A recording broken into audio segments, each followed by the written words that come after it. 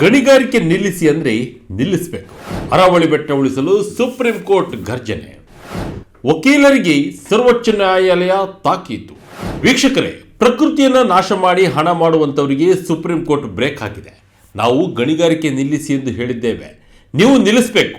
ಇದು ದೇಶದ ಸರ್ವೋಚ್ಚ ನ್ಯಾಯಾಲಯ ಅರಾವಳಿ ಬೆಟ್ಟದಲ್ಲಿ ಗಣಿಗಾರಿಕೆ ಮಾಡುವವರಿಗೆ ನೀಡಿದ ಖಡಕ್ ಎಚ್ಚರಿಕೆ. ಹೌದು, ಉತ್ತರ ಭಾರತದ ಹವಾಮಾನವನ್ನು ನಿಯಂತ್ರಿಸುವ ಜೀವ ವೈವಿಧ್ಯತೆಯ ತವರೂರಾದ ಅರಾವಳಿ ಪರ್ವತ ಶ್ರೇಣಿಯಲ್ಲಿ ನಡೆಯುತ್ತಿರುವ ಎಲ್ಲ ರೀತಿಯ ಗಣಿಗಾರಿಕೆಗಳನ್ನು ತಕ್ಷಣವೇ ನಿಲ್ಲಿಸುವಂತೆ ಸುಪ್ರೀಂ ಕೋರ್ಟ್ ಐತಿಹಾಸಿಕ ಆದೇಶ ನೀಡಿದೆ. ಅರಾವಳಿ ಬೆಟ್ಟದ ಗಡಿ ಯಾವುದು ಎಂಬುದು ನಿಖರವಾಗಿ ನಿರ್ಧಾರವಾಗುವವರೆಗೂ ಅಲ್ಲಿ ಒಂದು ಕಲ್ಲನ್ನು ಕೂಡ ಕದಲಿಸುವಂತಿಲ್ಲ ಎಂದು ಕೋರ್ಟ್ ಕಟ್ಟುನಿಟ್ಟಾಗಿ ಹೇಳಿದೆ. ಹಾಗಾದರೆ ಸುಪ್ರೀಂ ಕೋರ್ಟ್ ಅಷ್ಟು ಗರಂ ಆಗಿದ್ಯಾಕೆ? ಅರಾವಳಿ ಬೆಟ್ಟಗಳ ಮಹತ್ವವೇನು? ಸಂಪೂರ್ಣ ಮಾಹಿತಿಯನ್ನು ಈ ವಿಡಿಯೋದಲ್ಲಿ ನೋಡೋಣ ಬನ್ನಿ. ಅರಾವಳಿ ಬೆಟ್ಟಗಳು ಉತ್ತರ ಭಾರತದ ಜೀವನಾಡಿ. ಎಲ್ಲ ಅನುಮತಿಗಳು ಶೂನ್ಯಕ್ಕೆ ಸಮ. ಭಾರತದ ವಾಯುವ್ಯ ಭಾಗದಲ್ಲಿ ಸುಮಾರು 700 ಕಿಲೋಮೀಟರ್ನಷ್ಟು ಉದ್ದಕ್ಕೆ ಹಬ್ಬಿರುವ ಅರಾವಳಿ ಪರ್ವತ ಶ್ರೇಣಿಗಳು ಕೇವಲ ಕಣ್ಣು ಮಣ್ಣಿನ ಗುಡ್ಡಗಳಲ್ಲ, ಅವು ಉತ್ತರ ಭಾರತದ ಜೀವನಾಡಿ. ಆದರೆ ಕಳೆದ ಕೆಲವು ದಶಕಗಳಿಂದ ಅಕ್ರಮ ಗಣಿಗಾರಿಕೆ ಮಾಫಿಯಾ ಈ ಬೆಟ್ಟಗಳನ್ನು ಅಕ್ಷರಶಃ ನುಂಗಿ ನೀರು ಕುಡಿಯುತ್ತಿತ್ತು. ಈ ವಿನಾಶಕಾರಿ ಕೃತ್ಯಕ್ಕೆ ಇದೀಗ ಸುಪ್ರೀಂ ಕೋರ್ಟ್ ಮುಖ್ಯ ನ್ಯಾಯಮೂರ್ತಿ ಸೂರ್ಯಕಾಂತ್ ರವರ ನೇತೃತ್ವದ ಪೀಠ ಬಲವಾದ ಪೆಟ್ಟು ನೀಡಿದೆ. ಗುರುವಾರ ನಡೆದ ವಿಚಾರಣೆಯಲ್ಲಿ ಸುಪ್ರೀಂ ಕೋರ್ಟ್ ಅತ್ಯಂತ ಕಠಿಣ ಶಬ್ದಗಳಲ್ಲಿ ತನ್ನ ಆದೇಶವನ್ನು ಹೊರಹಾಕಿದೆ. ನಿಮ್ಮ ಬಳಿ ಗಣಿಗಾರಿಕೆ ಮಾಡಲು ಯಾವುದೇ ರೀತಿಯ ಸರ್ಕಾರಿ ಅನುಮತಿಗಳಿರಬಹುದು, ಆದರೆ ಈಗ ಆ ಎಲ್ಲ ಅನುಮತಿಗಳು ಶೂನ್ಯಕ್ಕೆ ಸಮ.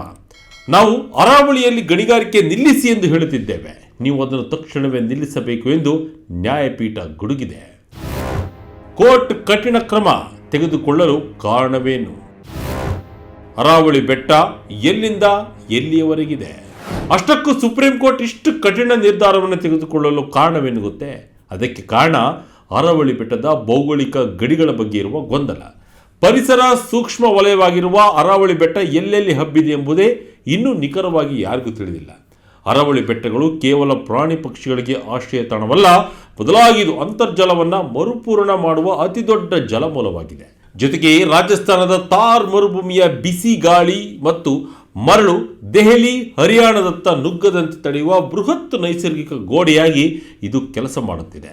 ಇಂತಹ ಮಹತ್ವದ ಪರಿಸರ ವ್ಯವಸ್ಥೆಯನ್ನು ಗಣಿಗಾರಿಕೆಗೆ ಬಲಿಕೊಡಲು ಸಾಧ್ಯವಿಲ್ಲವೆಂದು ಕೋರ್ಟ್ ಸ್ಪಷ್ಟಪಡಿಸಿದೆ.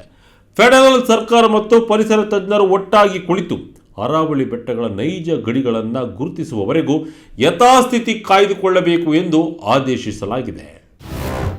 ವಕೀಲರಿಗೆ ಚಳಿ ಬಿಡಿಸಿದ ಸುಪ್ರೀಂ ಜಡ್ಜ್. ನೀವು ಇತಿಹಾಸವನ್ನು ತೆಗೆದು ನೋಡಿ. ವಿಚಾರಣೆ ವೇಳೆ ಒಂದು ರೋಚಕ ಪ್ರಸಂಗವೂ ನಡೆಯಿತು. ಗಣಿಗಾರಿಕೆ ಮಾಡುವ ಕಂಪನಿಯೊಂದರ ಪರವಾಗಿ ಹಾಜರಾದ ಹಿರಿಯ ವಕೀಲ ಮುಕುಲ್ ರೋಹಟಗಿರವರು ತನ್ನ ಕಕ್ಷಿದಾರರು ಗಣಿಗಾರಿಕೆ ಮಾಡುತ್ತಿರುವ ಪ್ರದೇಶ ಪ್ರಸ್ತುತ ಭೌಗೋಳಿಕವಾಗಿ ಗುರುತಿಸಲಾದ ಅರಾವಳಿ ಬೆಟ್ಟಗಳ ವ್ಯಾಪ್ತಿಗೆ ಬರುವುದಿಲ್ಲ, ಹಾಗಾಗಿ ನಮಗೆ ವಿನಾಯಿತಿ ನೀಡಬೇಕು ಎಂದು ವಾದಿಸಿದರು. ಇದಕ್ಕೆ ತೀಕ್ಷ್ಣವಾಗಿ ಹಾಗೂ ಕೊಂಚ ವ್ಯಂಗ್ಯವಾಗಿ ಪ್ರತಿಕ್ರಿಯಿಸಿದ ಮುಖ್ಯ ನ್ಯಾಯಮೂರ್ತಿಗಳು, ಅರಾವಳಿ ಬೆಟ್ಟಗಳ ವ್ಯಾಪ್ತಿಗೆ ನಿಖರವಾಗಿ ಯಾವುದು ಬರುತ್ತದೆ ಎಂಬುದು ಇನ್ನೂ ಯಾರಿಗೂ ತಿಳಿದಿಲ್ಲ. ನೀವು ಇತಿಹಾಸವನ್ನು ತೆಗೆದು ನೋಡಿದರೆ ಈಗಿರುವ ಸುಪ್ರೀಂ ಕೋರ್ಟ್ ಕಟ್ಟಡ ಕೂಡ ಅರಾವಳಿ ಬೆಟ್ಟದ ಮೇಲೆಯೇ ಇದೆ. ಇಡೀ ಜೈಪುರ ನಗರವೇ ಬೆಟ್ಟಗಳ ಮೇಲಿದೆ. ಹೀಗಿರುವಾಗ ನಿಮ್ಮ ಜಾಗ ಅರಾವಳಿಗೆ ಸೇರಿಲ್ಲ ಎಂದು ನೀವೇ ಹೇಗೆ ನಿರ್ಧರಿಸುತ್ತೀರಿ? ಮೊದಲು ತಜ್ಞರು ನಮಗೆ ವರದಿ ನೀಡಲಿ. ಅಲ್ಲಿ ಗಣಿಗಾರಿಕೆ ಮಾಡಬಹುದೇ ಅಥವಾ ಇಲ್ಲವೇ ಎಂಬುದನ್ನು ತಜ್ಞರು ಹೇಳಲಿ. ಒಂದು ವೇಳೆ ಅನುಮತಿ ನೀಡುವುದೇ ಆದರೆ ಯಾವ ಮಟ್ಟಿಗೆ ಅನುಮತಿ ನೀಡಬಹುದು ಎಂಬುದನ್ನು ಅವರೇ ನಿರ್ಧರಿಸುತ್ತಾರೆ ಎಂದು ಖಡಕ್ಕಾಗಿ ಉತ್ತರಿಸಿದರು. ತಜ್ಞರ ಸಮಿತಿಗೆ ಸುಪ್ರೀಂ ಕೋರ್ಟ್ ಸೂಚನೆ. ಅಕ್ರಮ ಗಣಿಗಾರಿಕೆ ಗಂಭೀರವಾಗಿ ಪರಿಗಣಿಸಿದ ಕೋರ್ಟ್. ಈಗಾಗಲೇ ಪರವಾನಗಿ ಪಡೆದು ಗಣಿಗಾರಿಕೆ ಮಾಡುತ್ತಿರುವವರ ಚಟುವಟಿಕೆಗಳು ಸ್ಥಗಿತಗೊಂಡಿವೆ ಎಂಬ ಅರಿವು ನಮಗಿದೆ. ಆದರೆ ಕೆಲವು ಪ್ರಾಥಮಿಕ ಸಮಸ್ಯೆಗಳಿಗೆ ಹಂತ ಹಂತವಾಗಿ ಉತ್ತರ ಸಿಗುವವರೆಗೆ ಈ ಯಥಾಸ್ಥಿತಿಯನ್ನು ಕಾಯ್ದುಕೊಳ್ಳಲೇಬೇಕು ಎಂದು ನ್ಯಾಯಾಲಯ ತನ್ನ ನಿಲುವನ್ನು ಸಮರ್ಥಿಸಿಕೊಂಡಿದೆ. ಈ ವರ್ಷದ ಜನವರಿಯಲ್ಲಿ ರಾಜಸ್ಥಾನದಲ್ಲಿ ನಡೆಯುತ್ತಿರುವ ಅಕ್ರಮ ಗಣಿಗಾರಿಕೆಗಳ ಬಗ್ಗೆ ಗಂಭೀರವಾಗಿ ಪರಿಗಣಿಸಿದ ಸುಪ್ರೀಂ ಕೋರ್ಟ್ ಯಾವುದೇ ಕಾನೂನು ಬಾಹಿರ ಗಣಿಗಾರಿಕೆ ನಡೆಯದಂತೆ ನೋಡಿಕೊಳ್ಳಲು ಅಲ್ಲಿನ ಬಿಜೆಪಿ ನೇತೃತ್ವದ ರಾಜ್ಯ ಸರ್ಕಾರ ನಿದರ್ಶನ ನೀಡಿತ್ತು. ಇದೇ ವೇಳೆ ನ್ಯಾಯಾಲಯಕ್ಕೆ ಸಹಾಯ ಮಾಡಲು ನೇಮಕಗೊಂಡಿದ್ದ ಅಮಿಕಸ್ ಕ್ಯೂರಿ ಕೆ ಪರಮೇಶ್ವರ್ ಅವರು ಈ ಪ್ರಕರಣದಲ್ಲಿ ಉದ್ಭವಿಸಬಹುದಾದ ಸಮಸ್ಯೆಗಳ ಬಗ್ಗೆ ಸುದೀರ್ಘವಾದ ಟಿಪ್ಪಣಿಯನ್ನು ಸಲ್ಲಿಸಿದ್ದಾರೆ. ಇದನ್ನು ಪರಿಗಣಿಸಿರುವ ಕೋರ್ಟ್ ಅರಾವಳಿ ಗಡಿ ನಿಯಂತ್ರಿಸಲು ರಚಿಸಲಾದ ತಜ್ಞರ ಸಮಿತಿಗೆ ಸೂಕ್ತ ಸದಸ್ಯರನ್ನು ಸೂಚಿಸುವಂತೆ ಕೇಂದ್ರ ಸರ್ಕಾರ ಮತ್ತು ಹಿರಿಯ ವಕೀಲರಿಗೆ ಸೂಚಿಸಿದೆ. ಅರಾವಳಿ ಗಡಿ ವಿವಾದ ಶುರುವಾಗಿದ್ದು ಹೇಗೆ? ಪ್ರವಾಸೋದ್ಯಮ ಯೋಜನೆಗಳಿಗೂ ಬ್ರೇಕ್. ಅಷ್ಟಕ್ಕೂ ಈ ಅರಾವಳಿ ಗಡಿ ವಿವಾದ ಶುರುವಾಗಿದ್ದಾದರೂ ಹೇಗೆ? ಈ ಪ್ರಶ್ನೆಗೆ ನಾವು ಕಳೆದ ವರ್ಷದ ಡಿಸೆಂಬರ್ಗೆ ಹೋಗಬೇಕು. ಅರಾವಳಿ ಪರ್ವತಗಳ ಗಡಿಯ ಬಗ್ಗೆ ರಾಜಸ್ಥಾನ, ಹರಿಯಾಣ, ಗುಜರಾತ್ ಮತ್ತು ದೆಹಲಿ ರಾಜ್ಯಗಳ ನಡುವೆ ಬೇರೆ ಬೇರೆ ವ್ಯಾಖ್ಯಾನಗಳಿದ್ದವು. ಇದರಿಂದಾಗಿ ಎಲ್ಲಿ ಗಣಿಗಾರಿಕೆ ಮಾಡಬಹುದು, ಎಲ್ಲಿ ಮಾಡಬಾರದು ಎಂಬ ಗೊಂದಲ ಸೃಷ್ಟಿಯಾಗಿ ಅಕ್ರಮ ಕಾರ್ಯಾಚರಣೆಗಳಿಗೆ ದಾರಿಯಾಗಿತ್ತು. ಇದನ್ನು NDTV ತನ್ನ ಡಿಸೆಂಬರ್ 6ರ ವರದಿಯಲ್ಲಿ ಬಯಲು ಮಾಡಿತ್ತು. ಈ ಗೊಂದಲವನ್ನು ಬಗೆಹರಿಸಲು ಸರ್ಕಾರವು ಅರಾವಳಿ ಬೆಟ್ಟಗಳ ವ್ಯಾಖ್ಯಾನವನ್ನು ಸಂಕುಚಿತಗೊಳಿಸಿತ್ತು. ಅಂದರೆ ಕನಿಷ್ಠ 100 ಮೀಟರ್ ಎತ್ತರವಿರುವ ಮತ್ತು ಪ್ರತಿ ಬೆಟ್ಟದ ನಡುವೆ 500 ಮೀಟರ್ ಅಂತರವಿರುವ ಪ್ರದೇಶವನ್ನು ಮಾತ್ರ ಅರಾವಳಿ ಎಂದು ಪರಿಗಣಿಸುವ ಹೊಸ ನಿಯಮವನ್ನು ತರಲಾಗಿತ್ತು. ನವೆಂಬರ್ ತಿಂಗಳಲ್ಲಿ ಸುಪ್ರೀಂ ಕೋರ್ಟ್ ಸರ್ಕಾರದ ಏಕರೂಪದ ವ್ಯಾಖ್ಯಾನವನ್ನು ಒಪ್ಪಿಕೊಂಡಿತ್ತು. ಆದರೆ ಇದರಿಂದ ಪರಿಸರವಾದಿಗಳು ಆಘಾತಗೊಂಡಿದ್ದರು. ಯಾಕೆಂದರೆ ಈ ನಿಯಮವನ್ನು ಜಾರಿಗೆ ತಂದರೆ ನೂರಾರು ಸಣ್ಣ ಪುಟ್ಟ ಬೆಟ್ಟಗಳು ಅರಾವಳಿ ವ್ಯಾಪ್ತಿಯಿಂದ ಹೊರಗುಳಿಯುತ್ತವೆ ಮತ್ತು ಅಲ್ಲಿ ಸುಲಭವಾಗಿ ಗಣಿಗಾರಿಕೆ ಮಾಡಬಹುದು ಎಂಬ ಆತಂಕ ವ್ಯಕ್ತವಾಯಿತು. ಬಳಿಕ ಎಚ್ಚೆತ್ತುಕೊಂಡ ಸುಪ್ರೀಂ ಕೋರ್ಟ್ ತಾನು ನವೆಂಬರ್ನಲ್ಲಿ ನೀಡಿದ ಆದೇಶಕ್ಕೆ ಡಿಸೆಂಬರ್ನಲ್ಲಿ ತಾನೇ ತಡೆ ನೀಡಿತು. ಸರ್ಕಾರದ ಈ ಹೊಸ ನಿಯಮದಿಂದ ಪರಿಸರ ಸಂರಕ್ಷಣೆಗೆ ದೊಡ್ಡ ಹೊಡೆತ ಬೀಳುತ್ತದೆ ಎಂಬ ನಿರ್ಣಾಯಕ ಅಸ್ಪಷ್ಟತೆಗಳನ್ನು ನ್ಯಾಯಾಲಯ ಗುರುತಿಸಿತ್ತು. ಕೇವಲ ಗಣಿಗಾರಿಕೆ ಮಾತ್ರವಲ್ಲ, ಅರಾವಳಿ ಪ್ರದೇಶದಲ್ಲಿ ಕೈಗೊಳ್ಳಲು ಉದ್ದೇಶಿಸಿದ್ದ ಯಾವುದೇ ವಾಣಿಜ್ಯ ಅಥವಾ ಪ್ರವಾಸೋದ್ಯಮ ಯೋಜನೆಗಳಿಗೂ ಸುಪ್ರೀಂ ಕೋರ್ಟ್ ಇದೇ ತಿಂಗಳ ಆರಂಭದಲ್ಲಿ ಬ್ರೇಕ್ ಹಾಕಿದೆ.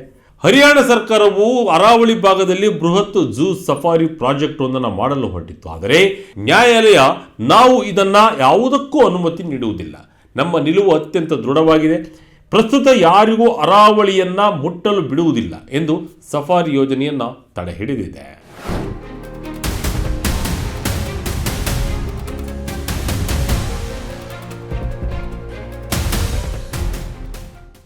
ವೀಕ್ಷಕರೇ, ಅಭಿವೃದ್ಧಿಯ ಹೆಸರಿನಲ್ಲಿ ಪ್ರಕೃತಿಯನ್ನ ಬಗೆಯುವ ಪದ್ಧತಿ ಇಂದು ನೆನ್ನೆಯದಲ್ಲ. ಆದರೆ ಅರಾವಳಿ ಪರ್ವತ ಶ್ರೇಣಿ ನಮ್ಮ ದೇಶದ ಪರಿಸರ ಸಮತೋಲನ ಕಾಯ್ದುಕೊಳ್ಳುವಲ್ಲಿ ಪ್ರಮುಖ ಪಾತ್ರ ವಹಿಸುತ್ತಿದೆ. ಅದನ್ನು ಕಂಡುಕೊಂಡರೆ ಇಡೀ ಉತ್ತರ ಭಾರತ ಮರುಭೂಮಿಯಾಗಿ ಬದಲಾಗುವುದರಲ್ಲಿ ಯಾವುದೇ ಸಂದೇಹವಿಲ್ಲ. ಸುಪ್ರೀಂ ಕೋರ್ಟ್ನ ಈ ಕಟ್ಟುನಿಟ್ಟಾದ ಆದೇಶ ಪರಿಸರ ಪ್ರೇಮಿಗಳಲ್ಲಿ ಹೊಸ ಭರವಸೆ ಮೂಡಿಸಿದೆ. ತಜ್ಞರ ಸಮಿತಿ ನೀಡುವ ವರದಿಯಲ್ಲಿ ಏನಾಗಿರಲಿದೆ ಮತ್ತು ಮುಂದಿನ ದಿನಗಳಲ್ಲಿ ಅರಾವಳಿ ಗಣಿಗಾರಿಕೆ ಮಾಫಿಯಾದಿಂದ ಶಾಶ್ವತವಾಗಿ ಮುಕ್ತವಾಗುತ್ತದೆಯೇ ಎಂಬುದನ್ನು ಕಾದು ನೋಡಬೇಕಿದೆ. ಈ ವಿಡಿಯೋ ಬಗ್ಗೆ ನಿಮ್ಮ ಅನಿಸಿಕೆ ಏನು? ಕಮೆಂಟ್ ಮೂಲಕ ನಮಗೆ ತಿಳಿಸಿ. ಇದಾಗಿತ್ತು ಈ ಕ್ಷಣದ ಇಂಟ್ರೆಸ್ಟಿಂಗ್ ಸ್ಟೋರಿ. ಇದೇ ರೀತಿಯ ಸ್ಟೋರಿಗಾಗಿ Vijaya Kanaka website, YouTube page, Facebook page follow ಮಾಡ್ತಾ ಇರಿ. ಧನ್ಯವಾದಗಳು.